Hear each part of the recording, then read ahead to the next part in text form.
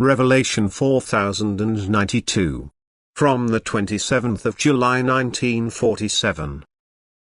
Exemplary love life of God's servants on earth. In times of the most blatant lack of love, people must be particularly influenced by an exemplary life of love so that they recognize their faults and weaknesses, so that they take it as an example when their neighbor approaches them with a request. No human being is spared suffering and hardship. Everyone will be dependent on the help of others, and then everyone should also prove himself. The will to love in him should be stimulated and come into effect. A good example can bring more blessings than just words of instruction. A good example often wins over a hard heart. And you, who voluntarily work for me, you know about the effect of a life of love. You have become receivers of strength and light and can therefore be active in love in an earthly and spiritual way. You can give at any time, even though spiritual gifts are not valued as much by fellow human beings who do not live in love themselves. Yet the distribution of earthly goods, help in daily life, is also particularly significant in your work for my kingdom. For where you distribute such you will also find open hearts for the spiritual gifts and awaken reciprocal love. The great lack of love can only be controlled in such a way that my own are recognizable through their work of love, that they obviously step out of the framework of the general public, that their way of life stimulates fellow human beings to think and to imitate them. For love is a power which never remains ineffective.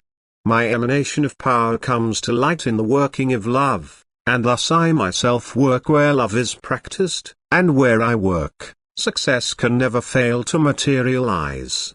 The awakening of the slightest degree of reciprocal love is already a success which cannot be valued highly enough, for then the human being already unites with me and, through the smallest work of love, extricates himself of my adversary, whose sharpest counter-weapon is love.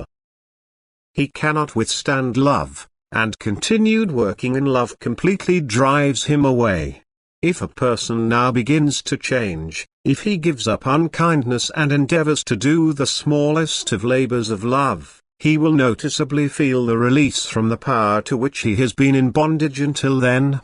If he pays attention to this and continues on the path of love, he will also feel freer and drawn towards God. He will then unconsciously strive towards me. For the knowledge of his beginning and his destiny will not yet earn him the feeling of God's presence, but loving activity lets him sense what was previously hidden from him. And therefore it is extremely important to kindle the spark of love in the fellow human being so that he himself feels the feeling of God-connectedness within himself and seeks to increase it.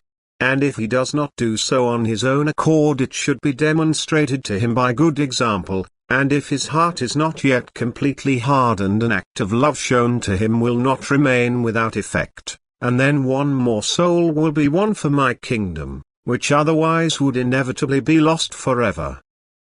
Amen.